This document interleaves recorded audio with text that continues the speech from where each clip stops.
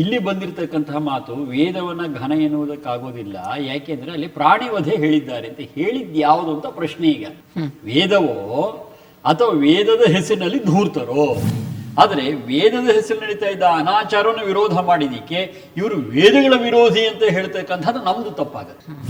ಅಂದ್ರೆ ನಾವು ಏನು ಮಾತನಾಡ್ತೀವಿ, ನಾವೇನು ನಡೀತೀವಿ, ಎರಡು ಒಂದಾಗಿರ್ಬೇಕು ಅಂತ. ಪ್ರೀಚ್ ಅಂಡ್ ಪ್ರಾಕ್ಟೀಸ್ ಬೇರೆ ಬೇರೆ ಆಗಿರಬಾರ್ದು. ಅಂತರಂಗ ಮತ್ತು ಬಹಿರಂಗ ಎರಡು ಒಂದೇ ಆಗಿರ್ಬೇಕು. ವೇದ ಇದೇ ಭಾವನೆ ಇರ್ತಕ್ಕಂಥ ಒಂದು ಮಾತು ಹೇಳುತ್ತೆ, ಕಾಯಕವೇ ಕೈಲಾಸ. ಮತ್ತೆ ಇನ್ಯಾಕೆ ಹುಡ್ಕೊಂಡು ಹೋಗ್ತೀರಾ ಪುಣ್ಯಕ್ಷೇತ್ರ ತೀರ್ಥಕ್ಷೇತ್ರ ಅಂತೇಳಿ?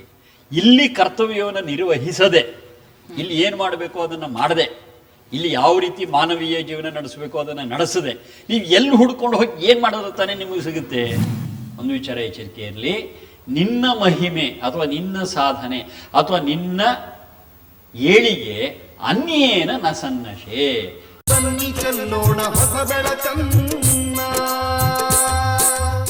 ಹೇಗಿದೆ ಆ ತುಲನೆ ನೋಡೋಣ. ಈಗ ನೀವು ಹಿಂದಿನ ಸಂಚಿಕೆಗಳಲ್ಲಿ ಆಚಾರ್ಯತ್ರಯರು ಹೇಗೆ ವೇದದ ಪಾರಮ್ಯವನ್ನು ಒಪ್ಪಿಕೊಂಡಿದ್ದಾರೆ, ಅವರ ಸಂದೇಶದಲ್ಲಿ ಹೇಗೆ ವೇದದ ಸಾರಸತ್ವ ಇದೆ ಅನ್ನೋದನ್ನು ತುಂಬ ಸ್ಪಷ್ಟವಾಗಿ ತಿಳಿಸಿ ನಮಗೆ ಹೊಸ ಬೆಳಕನ್ನು ಕೊಟ್ಟಿದ್ದೀರ. ಇನ್ನು ಬಸವಣ್ಣವ್ರ ವಿಷಯ ನಾವು ತಗೊಳ್ಳೇಬೇಕು. ವಚನ ಸಾಹಿತ್ಯ ಯಾಕೆ ಇದನ್ನು ಕೇಳ್ತಾ ಇದ್ದೇನೆ ಅಂದರೆ, ನಾನು ಈಗಷ್ಟೇ ಈ ವಚನ ಓದ್ತಾ ಇದ್ದೆ. ಓದ್ಬಿಡ್ಲಾ? ಶಾಸ್ತ್ರ ಘನವೆಂಬನೆ ಕರ್ಮವ ಭಜಿಸುತ್ತಿದೆ, ವೇದ ಘನವೆಂಬನೆ, ಇದನ್ನು ಇನ್ನೂ ಒಂದ್ಸತಿ ಓದ್ಬಿಡ್ತೀನಿ, ವೇದ ಘನವೆಂಬನೆ ಪ್ರಾಣಿವಧೆಯ ಹೇಳುತ್ತಿದೆ, ಸ್ಮೃತಿ ಘನವೆಂಬನೆ ಮುಂದಿಟ್ಟೆರೆಸುತ್ತಿದೆ, ಅಲ್ಲೆಲ್ಲಿಯೂ ನೀವಿಲ್ಲದ ಕಾರಣ ತ್ರಿವಿಧ ದಾಸೋಹದಲ್ಲದೆ ಕಾಣಬಾರದು ಕೂಡಲ ಸಂಗಮ ದೇವ. ವೇದ ಘನವೆಂಬನೆ ಪ್ರಾಣಿವಧೆಯ ಹೇಳುತ್ತಿದೆ. ಇಲ್ಲೇ ನಮಗೆ ಸಮಸ್ಯೆ ಬಂದಿರುವಂಥದ್ದು. ಯಾಕೆ ಇದನ್ನು ಹೇಳ್ತಿದ್ದೀನಿ ಅಂದರೆ, ಬಸವಣ್ಣವರು ವೇದ ವಿರೋಧಿ ಅನ್ನುವಂಥ ಮಾತು ತುಂಬ ವ್ಯಾಪಕವಾಗಿ ಕೇಳಿಬರುತ್ತೆ. ಇದು ನಿಜವಾ? ಯಾಕೆಂದರೆ ಇಲ್ಲ ಇಂಥ ಒಂದು ವಚನ ಬೇರೆ ಸಿಕ್ಬಿಟ್ಟಿದೆ. ತ್ರಿವಿಧ ದಾಸೋಹ ಅನ್ನೋದ್ರ ಬಗ್ಗೆ ಏನು ವಿರೋಧ ಇಲ್ಲ. ಏಕೆಂತಂದರೆ ನಾವು ಜ್ಞಾನವನ್ನು, ಆಹಾರವನ್ನು, ಆಶಯ, ಸ್ನೇಹ, ಮೈತ್ರಿಗಳನ್ನು ಸಕಲ ಜೀವರಾಶಿಗಳ ಜೊತೆ ಹಂಚ್ಕೋಬೇಕು ಅಂತಕ್ಕಂಥದ್ದು ವೇದಗಳ ವಿಚಾರ ಇದೆ. ಅಲ್ಲಿಗೂ ಇದಕ್ಕೂ 100ಕ್ಕೆ 100 ಹೊಂದಾಣಿಕೆ ಆಗುತ್ತೆ. ಈಗ ನಮ್ಮ ಜಿಜ್ಞಾಸೆಯಲ್ಲಿ ಇರ್ತಕ್ಕಂಥದ್ದು ವೇದ ಘನವೆಂಬನೆ ಪ್ರಾಣಿವಧೆಯೇ ಹೇಳುವುದಯ್ಯ ಅಂತ. ಅದೇ ಘನವಾದದ್ದು, ಅದೇ ಪರಮ ಸತ್ಯ ಅಂದರೆ ಇದೇನೋ ಪ್ರಾಣಿವಧೆ ವಿಷಯ ಹೇಳುತ್ತಲ್ಲ. ಅಂದರೆ ದಯೆ ಅನ್ನತಕ್ಕಂಥದ್ದು ಮನುಷ್ಯ ಜೀವನದಲ್ಲಿ ಬಹಳ ಮುಖ್ಯ. ಆ ದಯೆಗೆ ವಿರುದ್ಧವಾದದ್ದು ವೇದಗಳು ಹೇಳ್ತಿರುವಾಗ ಅದನ್ನು ಘನ ಅಂತ ಹೇಳೋದು ಹೇಗೆ, ಅದು ಹಿರಿದು ಅಂತ ಹೇಳೋದು ಹೇಗೆ ಪ್ರಶ್ನೆ. ಹಿಂದೆಲ್ಲ ನಾವು ವಿಮರ್ಶೆ ಮಾಡಿದೆ, ಅದೆಲ್ಲ ಒಂಚೂರು ಜ್ಞಾಪಿಸ್ಕೋಬೇಕು. ವೇದಗಳಲ್ಲಿ ಎಲ್ಲಿಯೂ ಪ್ರಾಣಿ ಹಿಂಸೆ ವಿಚಾರ ಹೇಳಿಲ್ಲ, ಬಹಳ ಸ್ಪಷ್ಟವಾಗಿ ಹೇಳ್ತಾ ಇದ್ದೇನೆ. ನೀವು ಅದು ಯಜ್ಞದ ವಿಷಯಕ್ಕೆ ಬಂದಾಗ ನೀವು ಅದನ್ನು ಸ್ಪಷ್ಟವಾಗಿ ಹೇಳಿದ್ರಿ.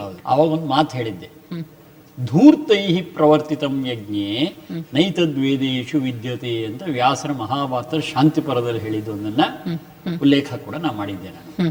ಇಲ್ಲಿ ಬಂದಿರತಕ್ಕಂತಹ ಮಾತು ವೇದವನ್ನ ಘನ ಎನ್ನುವುದಕ್ಕಾಗೋದಿಲ್ಲ, ಯಾಕೆಂದ್ರೆ ಅಲ್ಲಿ ಪ್ರಾಣಿವಧೆ ಹೇಳಿದ್ದಾರೆ ಅಂತ ಹೇಳಿದ್ ಯಾವುದು ಅಂತ ಪ್ರಶ್ನೆ. ಈಗ ವೇದವೋ ಅಥವಾ ವೇದದ ಹೆಸರಿನಲ್ಲಿ ಧೂರ್ತರೋ? ಇದು ಪ್ರಶ್ನೆ. ಅಂದ್ರೆ ಬಸವಣ್ಣವ್ರ ಕಾಲಕ್ಕಾಗ್ಲೇನೇನೆ ವೇದಗಳ ವಿಚಾರದಲ್ಲಿ ಅಪವ್ಯಾಖ್ಯೆ, ಅಪಾರ್ಥಗಳು ಸಾಕಷ್ಟು ಬಂದು ಹೋಗಿದ್ವು ಅನ್ನೋದಕ್ಕೆ ಮಾತು ಸಾಕ್ಷಿ. ಯಜ್ಞಯಾಗಾದಿಗಳಲ್ಲಿ ಪ್ರಾಣಿ ಬಲಿ ಕೊಡಬೇಕು, ವೇದ ವಿರುದ್ಧವಾಗಿರ್ತಕ್ಕಂಥ ವಿಚಾರ, ಇದೆಲ್ಲ ಆಗಾಗ್ಲೇನೆ ಅಪಾರ್ಥ ಅಪವ್ಯಾಖ್ಯಾನದ ಪ್ರಚಾರದ ಬಂದ್ಬಿಟ್ಟಿತ್ತು. ಯಾವನೇ ಒಬ್ಬ ಸೂಕ್ಷ್ಮ ಸಂವೇದಿಯಾಗಿರ್ತಕ್ಕಂಥ ಮನುಷ್ಯ, ಮಾನವೀಯ ಕಳಕಳಿ ಇರತಕ್ಕಂಥ ಮನುಷ್ಯ ಇದನ್ನ ವಿರೋಧ ಮಾಡಲೇಬೇಕು. ಬಸವಣ್ಣವ್ರು ಮಾಡಿದ್ದಾರೆ. ಆದರೆ ಅವರು ವಿರೋಧ ಮಾಡಿದ್ದು ಯಾವುದು ಮತ್ತೊಮ್ಮೆ ಸ್ಪಷ್ಟ ಇಲ್ಲ ನಮಗೆ. ಅವರು ವಿರೋಧ ಮಾಡಿದ ವೇದಗಳನ್ನಲ್ಲ, ವೇದಗಳ ಹೆಸರಿನಲ್ಲಿ ಏನೇನೋ ಆಚಾರಗಳು ಅಥವಾ ಅನಾಚಾರಗಳು, ಅಪಾರ್ಥಗಳು ನಡೆದಿತ್ತು ಅದನ್ನ ವಿರೋಧ ಮಾಡಿದ್ದವರು. ಹೇಗೆ ಹೇಳ್ತೀಯಾ ಅಂತಂದ್ರೆ, ಈಗ ಅದೇ ಪುಸ್ತಕ ಇದೆ ನಿನ್ನ ಹತ್ರ, ಅದರಲ್ಲಿ ಬೇರೆ ಇನ್ನೆಷ್ಟೋ ವಚನಗಳಿದೆ. ಹೌದು, ಆ ವಚನಗಳನ್ನ ಓದ್ತಾ ಹೋಗು ನೀನು. ಹೇಗೆ ಅವು ವೈದಿಕ ಚಿಂತನೆಯನ್ನ, ವೇದ ಮಂತ್ರಗಳ ಭಾವವನ್ನ ವ್ಯಕ್ತಪಡಿಸ್ತಾ ಇದೆ ಅನ್ನೋದನ್ನ ನಾನು ಸಿದ್ಧಪಡಿಸಿ ತೋರಿಸ್ತೀನಿ. ಬಸವಣ್ಣನವರು ಕೇವಲ ಬಸವಣ್ಣವರು ಅಂತಲ್ಲ, ಈ ಶರಣ ಸಾಹಿತ್ಯ ಏನಿದೆ, ವಚನ ಸಾಹಿತ್ಯ ಏನಿದೆ, ಅಲ್ಲಿ ಬಸವಣ್ಣವರಿಂದ ಹಿಡಿದು ಅಲ್ಲಮ್ಮ ಪ್ರಭು, ಅಕ್ಕ ಮಹಾದೇವಿಯಿಂದ ಹಿಡಿದು ಎಲ್ಲರೂ ಕೂಡ ಮಾನವೀಯ ಕಳಕಳಿಯಿಂದ ವಿಚಾರವನ್ನು ಹೇಳಿದ್ದಾರೆ. ವೇದದಲ್ಲಿ ಅದೇನೇನೆ. ಹಾಗಾಗಿ ಇವರ ಮಾತು ಅಲ್ಲಿರೋ ಮಾತಿಗೂ ವಿರೋಧವೇ ಇಲ್ಲ. ವೇದದ ಅಪಾರ್ಥವನ್ನು ವಿರೋಧ ಮಾಡಿದ್ದಾರೆ, ವೇದದ ಹೆಸರು ನಡೀತದ ಅನಾಚಾರ ವಿರೋಧ ಮಾಡಿದ್ದಾರೆ, ಅದು ಸರಿಯಾಗಿ ಇದೆ, ಅದರಲ್ಲಿ ತೊಂದರೆ ಇಲ್ಲ. ಆದರೆ ವೇದದ ಹೆಸರು ನಡೀತಾ ಇದ್ದ ಅನಾಚಾರವನ್ನು ವಿರೋಧ ಮಾಡಿದಕ್ಕೆ ಇವರು ವೇದಗಳ ವಿರೋಧಿ ಅಂತ ಹೇಳ್ತಕ್ಕಂಥದ್ದು ನಮ್ದು ತಪ್ಪಾಗುತ್ತೆ. ನೋಡೋಣ ಒಂದಷ್ಟು ನೋಡು ವಚನಗಳು ಹೇಗೆ ಅದು ಒಂದು ರೀತಿ ಸಂವಾದಿಯಾಗಿ, ಅಂದ್ರೆ ವೇದಗಳ ಚಿಂತನೆ ಹೇಗೆ ಸಂವಾದಿಯಾಗಿದೆ ಅನ್ನೋದನ್ನ ವಿಮರ್ಶೆ ಮಾಡೋಣ. ಎನ್ನ ನಡೆಯೊಂದು ಪರಿ, ಎನ್ನ ನುಡಿಯೊಂದು ಪರಿ, ಎನ್ನೊಳಗೇನೂ ಶುದ್ಧವಿಲ್ಲ ನೋಡಯ್ಯ, ನುಡಿಗೆ ತಕ್ಕ ನಡೆಯ ಕಂಡೊಡೆ, ಕೂಡಲ ಸಂಗಮನೊಳಗಿರ್ಪನಯ್ಯ. ಅಂದ್ರೆ ನಾವು ಏನು ಮಾತನಾಡ್ತೀವಿ, ನಾವೇನು ನಡೀತೀವಿ, ಎರಡು ಒಂದಾಗಿರ್ಬೇಕು ಅಂತ. ಪ್ರೀಚ್ ಅಂಡ್ ಪ್ರಾಕ್ಟೀಸ್ ಬೇರೆ ಬೇರೆ ಆಗಿರಬಾರ್ದು. ಅಂತರಂಗ ಮತ್ತು ಬಹಿರಂಗ ಎರಡು ಒಂದೇ ಆಗಿರ್ಬೇಕು. ವೇದ ಇದೇ ಭಾವನೆ ಇರ್ತಕ್ಕಂಥ ಒಂದು ಮಾತು ಹೇಳುತ್ತೆ. ಹೇ ಮಾನವರೇ, ನಿಮ್ಮ ನಡೆ ಹೇಗಿರಬೇಕು ಅಂತಂದರೆ ಸ್ವೇನ ಕ್ರತುನಾ ಸಂವದೇತ ಅನ್ನಂತೆ. ಅಂದರೆ ನಿಮ್ಮ ನಡೆಯೇ ನಿಮ್ಮ ನುಡಿಯಾಗಲಿ. ಏನಾಯ್ತು, ನಡೆಯೇ ನುಡಿಯಾಗಲಿ ಅಂದರೆ ನಡೆ ನುಡಿ ಒಂದಾಯ್ತು, ಆಗಲಿಲ್ವಾ? ಆಗಲೇಬೇಕು. ಇಲ್ಲಿ ಏನ್ ಮಾಡ್ತೀವಿ, ನುಡಿಯೋದು ಒಂದು, ನಡೆಯೋದು ಒಂದಾಗಲಿ. ಇದಕ್ಕೆ ಸಂಬಂಧಪಟ್ಟಂತೆ ಒಂದು ಬಹಳ ಸುಂದರವಾಗಿರ್ತಕ್ಕಂಥ ಒಂದು ಸುಭಾಷಿತ ಇದೆ, ಇದೇ ಮಾತಿನ ಆಧಾರದ ಮೇಲೆ ಇರ್ತಕ್ಕಂಥದ್ದು. ಅದೇನು ಹೇಳುತ್ತೆ ಅಂತಂದ್ರೆ, ಮನಸ್ಸೇಕಂ ವಚಸ್ಸೇಕಂ ಕರ್ಮಣ್ಯೇಕಂ ಮಹಾತ್ಮನ. ಮಹಾತ್ಮನ ಲಕ್ಷಣ ಏನು ಅನ್ನುವಾಗ ಮನಸ್ಸೇಕಂ ವಚಸ್ಸೇಕಂ ಕರ್ಮಣ್ಯೇಕಂ ಮಹಾತ್ಮನ. ಹಾಗಾದ್ರೆ ದುರಾತ್ಮರ ಲಕ್ಷಣ ಏನು ಅಂತಂದ್ರೆ ಮನಸ್ಸೇಕಂ ವಚಸ್ಸೇಕಂ ಕರ್ಮಣ್ಯೇಕಂ ದುರಾತ್ಮನ. ಎರಡು ಒಂದೇ ಇತ್ತಲ್ಲ ಅಲ್ಲ, ಸ್ವಲ್ಪ ಆಕ್ಷನ್ ಮಾಡಿದ್ರೆ ಗೊತ್ತಾಗುತ್ತೆ. ಮಹಾತ್ಮರ ವಿಚಾರಕ್ಕೆ ಬಂದಾಗ ಮನಸ್ಸೇಕಂ ವಚಸ್ಸೇಕಂ ಕರ್ಮಣ್ ಏಕಂ ಮಹಾತ್ಮನ. ದುರಾತ್ಮರ ವಿಚಾರಕ್ಕೆ ಬಂದ್ರೆ ಮನಸ್ಸೇಕಂ ವಚಸ್ಸೇಕಂ ಕರ್ಮಣ್ ಏಕಂ. ಅಂದ್ರೆ ಮನಸ್ಸಿನಲ್ಲೇ ಒಂದು, ಮಾತಿನಲ್ಲೇ ಇನ್ನೊಂದು, ಮತ್ತೊಂದು. ಇದು ದುರಾತ್ಮರ ಲಕ್ಷಣ. ಮಹಾತ್ಮರದಾದ್ರೆ ಮೂರು ಒಂದೇ ಆಗಿರುತ್ತೆ ಅಂತ. ಸ್ವೇನ ಕ್ರತುನಾ ಸಂವದೇತ, ನಿನ್ನ ನಡೆಯಿಂದ ನೀನು ಮಾತನಾಡು, ಬಾಯಿನಲ್ಲಿ ಮಾತಾಡೋಕೆ ಹೋಗ್ಬೇಡ, ಅದರಂತೆ ನಡೆದು ಬಿಡು, ಅಲ್ಲಿಗೆ ನೀನು ಮಾತಾಡಿದ್ದು ನಡೆದಿದ್ದು ಎಲ್ಲ ಒಂದು ಹೊಂದುತ್ತೆ ಅಂತಕ್ಕಂಥ ಭಾವ ಅದ್ಭುತವಾಗಿದೆ. ಇದು ಅದನ್ನೇ ಹೇಳ್ತಾ ಇದೆ. ಹೇಗೆ ಇದು ವಿರೋಧ ಆಯ್ತು, ಇದು ಬೇರೆ ಇನ್ನೊಂದು. ದೇವಲೋಕ ಮರ್ತ್ಯಲೋಕವೆಂಬುದು ಬೇರೆ ಮತ್ತುಂಟೆ, ಈ ಲೋಕದೊಳಗೆ ಮತ್ತೆ ಅನಂತ ಲೋಕ, ಶಿವಲೋಕ ಶಿವಾಚಾರವಯ್ಯ, ಭಕ್ತನಿದ್ದ ಠಾವೇ ದೇವಲೋಕ, ಭಕ್ತನಂಗಣವೇ ವಾರಣಾಸಿ, ಕಾಯಕವೇ ಕೈಲಾಸ, ಇದು ಸತ್ಯ ಕೂಡಲ ಸಂಗಮ ದೇವ.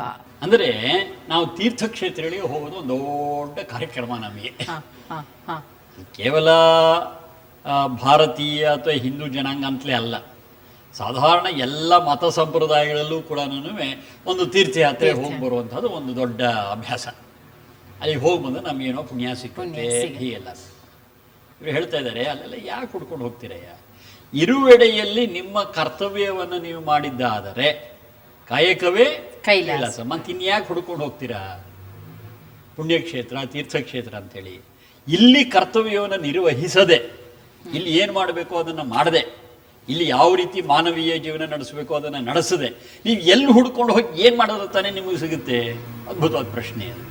ಕುರುವನ್ನೇವೇಹ ಕರ್ಮಾಣಿ ಜಿಜೀವಿಷಿ ಚತಗಂ ಸಮಾಹ.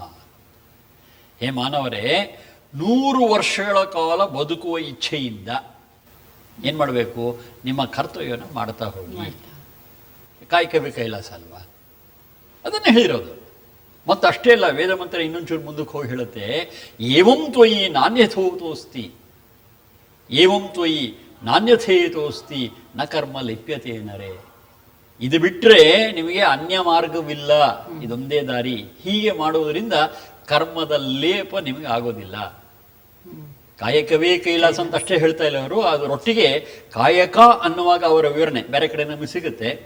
ಅದನ್ನು ಯಾವುದೇ ಆಸೆ ಇಲ್ಲದೆ, ಯಾವುದೇ ಅಂಟಿಲ್ಲದೆ ನಿರ್ವ್ಯಾಜ ಅಂತ ಕರಿತೀವಿ, ನಿರ್ಲಿಪ್ತ ಅಂತ ಕರಿತೀವಿ.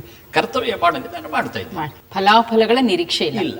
ಈ ಭಾವನೆಯಲ್ಲಿ ಮಾಡತಕ್ಕಂಥದ್ದೇ ನಿಜವಾದ ಕಾಯಕ. ಇದನ್ನು ಮಾಡಿ ಅಂತ ಹೇಳ್ತಾ ಇದೆ. ಇನ್ನೊಂದು ಕಡೆ ವೇದ ಮಂತ್ರ ಹೇಳುತ್ತೆ, ಕೃಷಿಮಿತ್ ಕೃಷಸ್ವ, ಕೃಷಿಯನ್ನೇ ಮಾಡು. ಅಲ್ಲಿ ಕೃಷಿ ಅನ್ನುವಾಗ ಬೇಸಾಯ ಬೇಟಿ ಒಂದಾಯ್ತು. ಅದಲ್ಲದೆ ಶ್ರಮಪಟ್ಟು ದುಡಿ ಅನ್ನುವಂಥ ವಿಚಾರ ಹೇಳ್ತಾರೆ. ಶ್ರಮಪಟ್ಟು ಮಾಡುವಂಥದ್ದೆಲ್ಲವೂ ಕೃಷಿ, ಅದೇ ಕಾಯಕವೇ ಕೈಲಾಸ. ಆ ವೇದದ ಭಾವ ಏನಿದೆ ಆ ಭಾವವನ್ನ ಆಡು ಭಾಷೆಯಲ್ಲಿ ಬಹಳ ಸರಳವಾಗಿ ಮನ ಮುಟ್ಟುವಂತೆ ಹೇಳಿದ್ದಾರೆ. ಇದರಲ್ಲಿ ವಿರೋಧ ಇಲ್ಲಿಂದ ಬಂತು. ನಾವು 4 ತೆಗಿ ನೋಡೋಣ. ಪಾಪಿಯ ಧನ ಪ್ರಾಯಶ್ಚಿತ್ತಕ್ಕಲ್ಲದೆ ಸತ್ಪಾತ್ರಕ್ಕೆ ಸಲ್ಲದಯ್ಯ, ನಾಯಿಯ ಹಾಲು ನಾಯಿಗಲ್ಲದೆ ಪಂಚಾಮೃತಕ್ಕೆ ಸಲ್ಲದಯ್ಯ, ನಮ್ಮ ಕೂಡಲ ಸಂಗನ ಶರಣರಿಗಲ್ಲದೆ ಮಾಡುವ ಅರ್ಥ ವ್ಯರ್ಥ ಕಂಡಯ್ಯ. ಅಂದರೆ ಸಂಪತ್ತಿರುತ್ತೆ, ಸಂಪತ್ತಿರಲ್ಲ ಅಂತಲ್ಲ, ಆದರೆ ಈ ಸಂಪತ್ತು ಯಾವುದಕ್ಕೆ ವಿನಿಯೋಗ ಆಗಬೇಕು ಬಹಳ ಮುಖ್ಯ ಇದೆ. ಆ ಸಂಪತ್ತಿಗೆ ನಾವು ಒಡೆಯರಾಗಿದ್ದರೆ, ಅಂದರೆ ಸಂಪತ್ತು ನಮ್ಮ ಅಧೀನದಲ್ಲಿದ್ದರೆ ಅದು ಯಾವುದಕ್ಕೆ ವಿನಿಯೋಗ ಆಗಬೇಕು, ಅದು ಸತ್ಪಾತ್ರವೋ ಅಪಾತ್ರವೋ ಸನ್ಮಾರ್ಗವೋ ದುರ್ಮಾರ್ಗವೋ ತೀರ್ಮಾನ ಆಗುತ್ತೆ. ಆ ಸಂಪತ್ತಿಗೆ ನಾವು ದಾಸರಾಗಿದ್ದರೆ, ಅದು ನಮ್ಮ ಅಧೀನದಲ್ಲಿ ಇಲ್ಲ ಅಂತಂದರೆ ಹುಚ್ಚಾಪಟ್ಟು ಈ ಕಡೆ ಆ ಕಡೆ ಹೋಗುತ್ತೆ. ಅದು ಎಲ್ಲಿ ಹೋಯಿತು ಎತ್ತು ಬಂತು ಒಂದು ಗೊತ್ತಾಗುತ್ತೆ. ವಯಂ ಸ್ಯಾಮ ಪತಯೋರಯೀಣಾಂ ಅಂತ ವೇದ ಮಂತ್ರ ಹೇಳುತ್ತೆ. ನಾವು ಸಂಪತ್ತಿಗೆ ಒಡೆಯರಾಗೋಣ. ಎರಡರ್ಥ, ಸಂಪಾದನೆ ಮಾಡುವಾಗಲೂ ಇದೇ ಕ್ರಮದಲ್ಲಿ ಹೀಗೆ ಬರಬೇಕು ಅಂತ ಹೇಳಿ ನಿಯಮ ಸನ್ಮಾನ ಸಂಪಾದನೆ ಮಾಡ್ತೀವಿ. ನಾವು ಅದಕ್ಕೆ ಒಡೆಯರಾದ್ದರಿಂದ ಅದು ಹೇಗೆ ಖರ್ಚಾಗಬೇಕು ಅನ್ನೋ ವಿಚಾರದಲ್ಲೂ ನಮ್ಮದೇ ನಿಶ್ಚಯ. ಆ ಮಾತು ಬಂದಾಗ ಇನ್ನೊಂದು ಬರುತ್ತೆ ವೇದ ಮಂತ್ರ, ನಾ ಪಾಪತ್ವಾಯ ರಾಸಿಯ ಅಂತ. ಅಂದರೆ ನಾನು ಏನು ಹಣವನ್ನು ಕೊಡ್ತಾ ಇದ್ದೇನೆ, ಈ ಹಣವು ಪಾಪ ಕಾರ್ಯಗಳಿಗೆ ಬಳಸಲ್ಪಡದೇ ಇರಲಿ. ನಾಯಿಯ ಹಾಲು ನಾಯಿಗಲ್ಲದೆ ಪಂಚಾಮೃತಕ್ಕೆ ಸಲ್ಲದಯ್ಯ.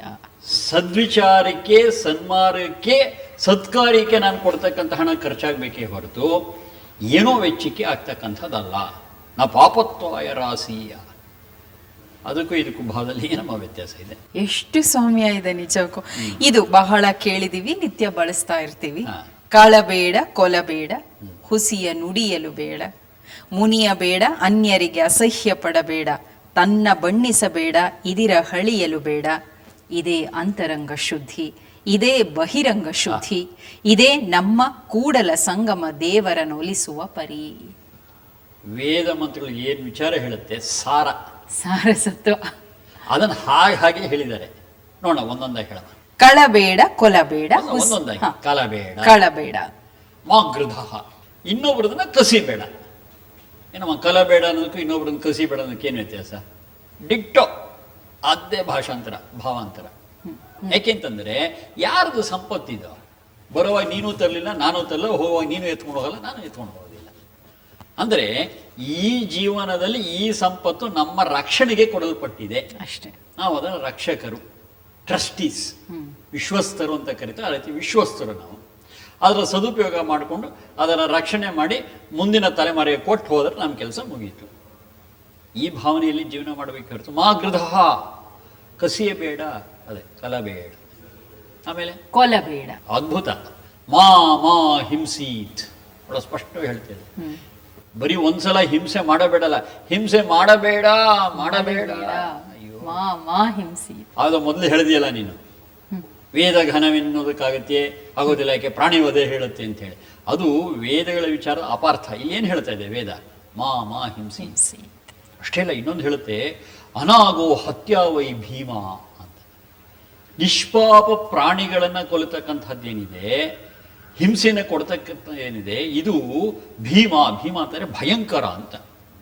ಭಯಂಕರವಾಗಿರ್ತಕ್ಕಂತಹ ಕೆಲಸ, ಪಾಪವನ್ನ ತಂದುಕೊಡ್ತಕ್ಕಂತಹ ಕೆಲಸ, ಇಂಥದ್ದನ್ನು ಮಾಡಬೇಡ,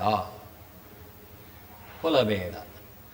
ಅಷ್ಟೇ, ಅಷ್ಟು ಉದ್ದ ಹೇಳಿದ್ದನ್ನ ಒಂದು ಸಣ್ಣದಾಗಿ ಕೊಲಬೇಡ ಅಂದ್ಬಿಟ್ರೆ ಒಂದು ಪದದಲ್ಲಿ ಹೇಳಿ ಮುಗಿಸಿದ್ರು. ಹುಸಿಯ ನುಡಿಯಲು ಬೇಡ, ಸುಳ್ಳು ಹೇಳಬೇಡ. ವ್ರತ ಅನೇಕ ಕಡೆ ಬರುತ್ತೆ. ವ್ರತ ಅನ್ನುವಾಗ ಸತ್ಯ ಅನ್ನುವಂಥದ್ದು ವ್ರತ ಅಂತ ಬರುತ್ತೆ.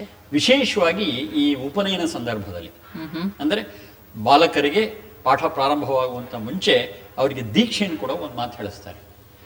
ಓಂ ಅನೃತಾತ್ ಸತ್ಯಮುಪೈಮಿ. ಅನೃತಾತ್, ಅಸತ್ಯದಿಂದ ಸತ್ಯದ ಕಡೆಗೆ ನಾನು ಹೋಗುತ್ತೇನೆ. ಅಂದರೆ ಈ ಶಿಕ್ಷಣ ಏನಿದೆ, ಈ ಗುರುಕುಲದನ್ನು ಕಲಿತಕ್ಕಂಥದ್ದು, ಇದು ಸತ್ಯದ ಅನ್ವೇಷಣೆ ಇದೆ. ಅಸತ್ಯದಿಂದ ಸತ್ಯದ ಕಡೆ ಹೋಗ್ತಕ್ಕಂಥ ಸಂಕಲ್ಪನ ಮಾಡಿದ್ದೇನೆ. ಇಲ್ಲೇನಾದ್ರೂ ಹುಸಿಯೇ ನುಡಿಯಲು ಬೇಡ. ಇದು ಕೇವಲ ಉಪನಯನ ಸಂದರ್ಭದಲ್ಲಿ ಒಬ್ಬ ವಿದ್ಯಾರ್ಥಿಗೆ ಹೇಳ್ತಕ್ಕಂಥದ್ದಲ್ಲ. ಪ್ರತಿಯೊಬ್ಬರೂ ಅಲ್ಲಿಂದ ಪ್ರಾರಂಭ ಮಾಡಿ ಇಡೀ ಜೀವನದಲ್ಲಿ ಪಾಲನೆ ಮಾಡಬೇಕಾದಂಥ ಮಹಾವ್ರತ ಸತ್ಯ. ವೇದದ ಮಾತು ಹೇಳ್ಬಿಟ್ರೆ ಹುಸಿಯೇ ನುಡಿಯಲು ಬೇಡ. ಮುನಿಯ ಬೇಡ, ಮನ್ಯೂಹು ನೆನಪಾಗತ್ತೆ. ಆ ಮನ್ಯೂಹು ಅನ್ನೋದರ ಮೊದಲನೇ ರೂಪ, ಅಂದ್ರೆ ನಮಗೆ ತೊಂದರೆ ಮಾಡ್ತಕ್ಕಂಥ ರೂಪ ಕ್ರೋಧ. ಬಹಳ ಸ್ಪಷ್ಟವಾಗಿದೆ ವೇದ ಮಂತ್ರ. ಮಾ ಕ್ರುಧ, ಇದಕ್ಕೆ ಸ್ಪಷ್ಟ ಹೇಳೋಣ. ಕ್ರೋಧವನ್ನು ಮಾಡಬೇಡ, ಮನ್ಯು ಇರಲಿ.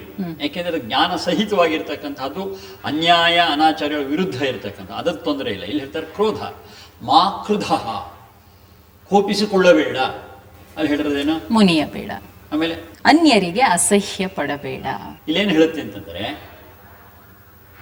ಸಂಪೃಚ್ಛಧ್ವಂ, ಅಂದ್ರೆ ನೀವು ಎಲ್ಲರ ಜೊತೆಯಲ್ಲಿ ಎಲ್ಲರ ಸಂಪರ್ಕದಲ್ಲಿರು ಅಂತ ಹೇಳಿ ವೇದ ಹೇಳುತ್ತೆ.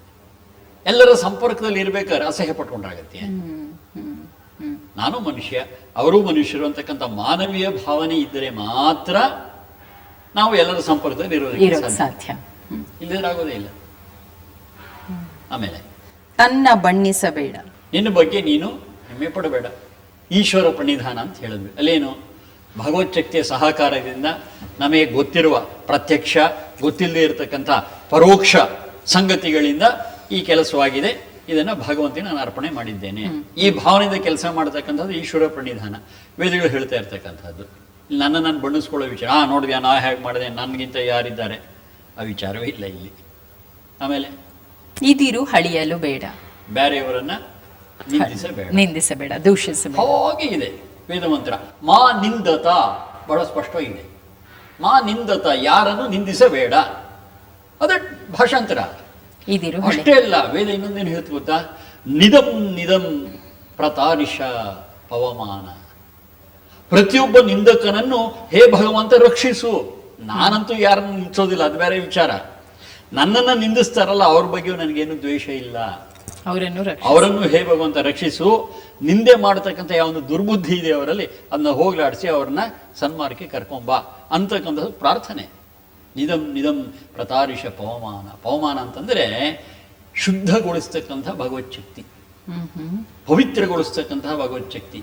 ಈ ನಿಂದೆ ಮಾಡತಕ್ಕಂಥ ಯಾವ ಕೊಳೆ ಇದೆ, ಈ ಕೊಳೆಯನ್ನ ಪವಿತ್ರಗೊಳಿಸಿ ಆ ಪ್ರತಿಯೊಬ್ಬ ನಿಂದಕನನ್ನೂ ರಕ್ಷಿಸಿ ಅವನನ್ನು ಸಜ್ಜನನ್ನಾಗಿ ಮಾಡುವ ಅಂತ ಪ್ರಾರ್ಥನೆ. ಇದೇ ಅಂತರಂಗದ ಶುದ್ಧಿ, ಬಹಿರಂಗ ಶುದ್ಧಿ. ಏನಮ್ಮ ಇಲ್ಲಿರು ಬಸವಣ್ಣವರ ವಚನದಲ್ಲಿ ಬಂದಂತಹ ಮಾತುಗಳನ್ನು, ವೇದಗಳು ಹೇಳ್ತಕ್ಕಂತಹ ಮಾತುಗಳು ಎಲ್ಲಾದ್ರೂ ಒಂದು ಸಾಸಿವೆ ಕಾಣಷ್ಟರ ವ್ಯತ್ಯಾಸ ಕಾಣಿಸ್ತಾ ಇದೆಯಾ ನಿನಗೆ? ಮತ್ತೆ ಹೇಗೆ ಬಸವಣ್ಣವ್ರನ್ನ ವೇದ ವಿರೋಧಿ ಅಲ್ವಾ? ಇದು ಹೆಂಗೆ ಈ ಮಾತು ಹೆಂಗ್ ಹುಟ್ಕೊಳ್ತು ಅಂತ. ಈ ಮಾತನ್ನ ಆಡುವವರು ಈ ಕಡೆ ಬಸವಣ್ಣವ್ರನ್ನಾಗ್ಲಿ ಆ ಕಡೆ ವೇದವನ್ನಾಗ್ಲಿ ಎರಡೂ ಓದಿಲ್ಲ ಅಂತ ಹೇಳಬೇಕು, ಅನಿವಾರ್ಯ ನಮಗೆ. ಆಳುವಾಗ ಅಧ್ಯಯನ ಮಾಡಿದ್ರೆ ಆ ಸಾಮ್ಯತೆ ಕಾಣುತ್ತೆ. ಇನ್ನಷ್ಟು ಉದಾಹರಣೆ ನೋಡೋಣ.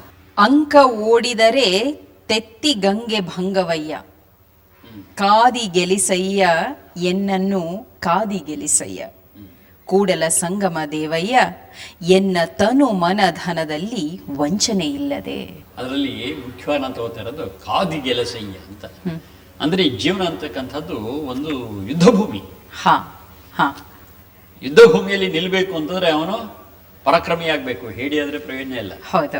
ಬಹಳಷ್ಟು ಸಲ ಏನ್ ಮಾಡ್ತೀವಿ ಅಂತಂದ್ರೆ ಪಲಾಯನವಾದಿಗಳು ಎಲ್ಲ ಚೆನ್ನಾಗಿರೋರ್ಗು ಇರ್ತೀವಿ, ಸ್ವಲ್ಪ ಏನಾದ್ರು ವ್ಯತ್ಯಾಸ ಆಯ್ತು ಅಂದ್ರೆ ಪತೆನೇ ಇರಲ್ಲ ಅಲ್ಲಿ. ಹಾಗಲ್ಲ, ನಿಲ್ಬೇಕು. ಜೀವನದಲ್ಲಿ ಆ ತರಹದ ಅನೇಕ ವಿಚಾರಗಳು ಬರುತ್ತೆ, ಏಳುಗಳು ಬರುತ್ತೆ, ಬೀಳುಗಳು ಬರುತ್ತೆ, ವೈರುಧ್ಯಗಳು ಬರುತ್ತೆ. ಅದನ್ನೆಲ್ಲ ನಿಂತು ಎದುರಿಸಿ ಹೋಗೋದಕ್ಕೆ ಬೇಕಂತ ಒಂದು ಪರಾಕ್ರಮ ಏನಿದೆ, ಒಂದು ಶೌರ್ಯ ಏನಿದೆ, ಅದು ನಮಗೆ ಬೇಕು. ಜೀವನದ ಉದ್ದಕ್ಕೂ ಕೂಡ ಈ ಥರದ ಸನ್ನಿವೇಶಗಳು ಬಂದಾಗ ಈಸಬೇಕು, ಇದು ಜಯಿಸಬೇಕು. ಇದು ನಾವು ಇಂಪಾರ್ಟೆಂಟ್. ಅದನ್ನ ಹೇಳ್ತೆ ಮಹೇರಣಾಯ ಚಕ್ಷಸೆ ಯೋ ಶಿವತಮೋ ರಸಃ. ಅಂದರೆ ಈ ಜೀವನ ಅಂತಕ್ಕಂಥ ಮಹಾರಣ. ಈ ಮಹಾರಣವನ್ನ ನಾನು ಕಾಣ್ತಾ ಇದ್ದೇನೆ, ಕಾಣುವವನಿದ್ದೇನೆ, ಇದಕ್ಕೆ ಬೇಕಾದಂಥ ಸಿದ್ಧತೆ ನನ್ನಲ್ಲಿ ನಡೆಯಲಿ ಅಂತಕ್ಕಂಥ ಮಾತು ಬರ್ತೇವೆ. ರಣ ಅನ್ನೋ ಶಬ್ದ ಮಾಡ್ತಾರೆ. ರಣ ಅನ್ನೋ ಶಬ್ದಕ್ಕೂ ಕಾದಿ ಗೆಲಿಸಯ್ಯ ಅನ್ನೋದಕ್ಕೂ ಏನು ವ್ಯತ್ಯಾಸ? ಅದೇ ಭಾವೇ. ಆಮೇಲೆ ತನ್ನಾಶ್ರಯದ ರತಿ ಸುಖವನು ತಾನುಂಬ ಊಟವನ್ನು ಬೇರೆ ಮತ್ತೊಬ್ಬರ ಕೈಯಲ್ಲಿ ಮಾಡಿಸಬಹುದೇ? ಸಾಧ್ಯವೇ? ತನ್ನ ಲಿಂಗಕ್ಕೆ ಮಾಡುವ ನಿತ್ಯ ನೇಮವನ್ನು ತಾನೇ ಮಾಡಬಲ್ಲದೆ ಬೇರೆ ಮತ್ತೊಬ್ಬರ ಕೈಯಲ್ಲಿ ಮಾಡಿಸಬಲ್ಲದೆ? ಕಮ್ಮನೆ ಉಪಚಾರಕ್ಕೆ ಮಾಡುವರಲ್ಲದೆ ನಿಮ್ಮ ನೆತ್ತಬಲ್ಲರು ಕೂಡಲ ಸಂಗಮ ದೇವ. ಅಂದರೆ ನಾವು ಮಾಡುವಂತ ಕೆಲಸ ನಾವೇ ಮಾಡಬೇಕು. ಬಾಡಿಗೆದಾರನಿಟ್ಟು ಪ್ರಾಕ್ಸಿ ಅಲ್ಲ. ಬಹಳ ಸ್ಪಷ್ಟವಾಗಿದೆ. ಇದು ಒಂದು ವೇದ ಮಂತ್ರದ ಭಾಷಾಂತರ ಕಣಮ. ಇದು ಸ್ವಯಂ ವಾಜಿನ್ ತನ್ಮಂ ಕಲ್ಪಯಸ್ವ, ಸ್ವಯಂ ಯಜಸ್ವ, ಸ್ವಯಂ ಜುಷಸ್ವ, ಮಹಿಮಾತೆ ಅನ್ಯೇನ ನ ಸನ್ನಶೆ. ಇದ್ದೇ ಮಾತು. ಸ್ವಯಂ ಅನ್ನೋದು ಗೊತ್ತಾಯ್ತಾ? ಗೊತ್ತಾಯ್ತು. ಸ್ವಯಂ ಅಂತಂದ್ರೆ ತನ್ನ ಕೆಲಸ ತಾನು ತನ್ನ ಮಾಡಲ್ಲದೆ ಕೆಲಸ. ಅನ್ನುವಂಥ ವಿಚಾರ ಇದೆಯಲ್ವಾ, ಹೌದು. ಅದನ್ನೇ ಹೇಳ್ತಾ ಇರೋದು. ಅಂದ್ರೆ ಯಾವ ಸತ್ಕಾರ್ಯಗಳನ್ನ ಮಾಡಿ ಯಾವ ಅಭಿವೃದ್ಧಿನ ಗಳಿಸಬೇಕು ಅದನ್ನ ಸ್ವಯಂ ನೀನೇ ಮಾಡು. ಮಾಡ್ತೀಯ, ಗೊಣಕೊಂಡು ಯಾಕೆ ಮಾಡ್ತೀಯ? ನೀವು ಮಾಡೋದೇನು ತಪ್ಪಲ್ಲ, ಮಾಡೋದು ಮಾಡ್ಲೇಬೇಕು. ಮಾಡ್ಬೇಕು. ಗೊಣಕೊಂಡಾದ್ರೂ ಮಾಡ್ಬೇಕು, ಗೊಣಕೊಳ್ಳದೆ ಇದ್ರೂ ಮಾಡಬೇಕು. ಹ. ಗೊಣಕೊಳ್ಳದೆ ಪ್ರೀತಿಯಿಂದ ಅದನ್ನು ಮಾಡಿದ್ರೆ ನಿನಗೂ ಹಿತ, ಕೆಲಸವು ಚೆನ್ನಾಗಾಗುತ್ತೆ. ಚೆನ್ನಾಗಾಗುತ್ತೆ. ಗೊಣಗೋದು ಬೇಡ. ಹಾಗಾದ್ರೆ ಏನ್ ಮಾಡ್ಬೇಕು? ಪ್ರೀತಿಸಿ ಕೆಲಸವನ್ನು ಮಾಡು. ಸ್ವಯಂ ಜುಷಸ್ವ. ಏನ್ ಕೆಲಸ ನೀವು ಮಾಡ್ತೀಯ, ಸತ್ಕಾರ್ಯ ಮಾಡ್ತೀಯ, ಅದನ್ನ ಪ್ರೀತಿಸಿ ಮಾಡು.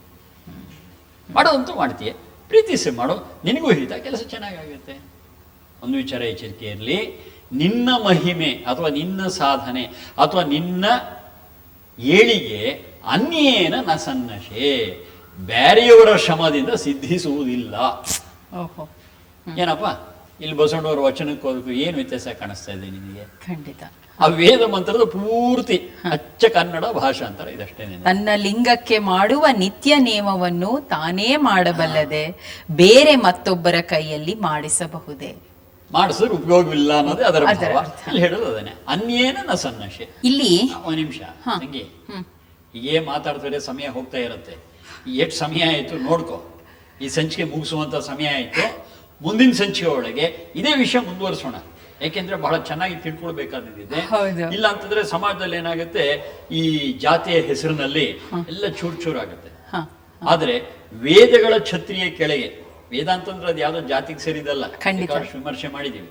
ಮಾನವೀಯತೆ ವಿಚಾರನೇ ವೇದಗಳು ಹೇಳ್ತಕ್ಕ. ಆ ಮಾನವೀಯ ಛತ್ರಿ ಕೆಳಗಡೆ ನಾನು, ನೀನು, ಅವರು, ಇವರು ಎಲ್ಲರೂ ಕೂಡ ಒಂದಾಗೋದಕ್ಕೆ ಬೇಕಾದಂಥ ವಿಚಾರಗಳು ಇನ್ನ ತುಂಬಾ ಇದೆ ಮಾತಾಡ್ತಕ್ಕಂಥದ್ದು. ಅದನ್ನ ಮುಂದಿನ ಸಂಚಿಕೆಯಲ್ಲಿ ಮಾತಾಡ್ಬೋದು. ಸಮಯ ಎಷ್ಟಾಯ್ತು ನೋಡು. ಅಣ್ಣ, ನೀವು ಹೇಳ್ದಂಗೆ ಮುಂದಿನ ಸಂಚಿಕೆಯಲ್ಲೂ ಸಹ ಇನ್ನೊಂದಷ್ಟು ವಚನಗಳನ್ನು ನೋಡೋಣ. ಸ್ಪಷ್ಟವಾಗಿ ನಮಗೆ ಆ ಹೊಸ ಬೆಳಕು ಇವತ್ತು ಗೋಚರಿಸಿದೆ. ಬಸವಣ್ಣನವರು ವೇದ ವಿರೋಧಿ ಅಲ್ಲ. ಚೆಲ್ಲೋಣ ಹೊಸ ಬೆಳಕನ್ನ.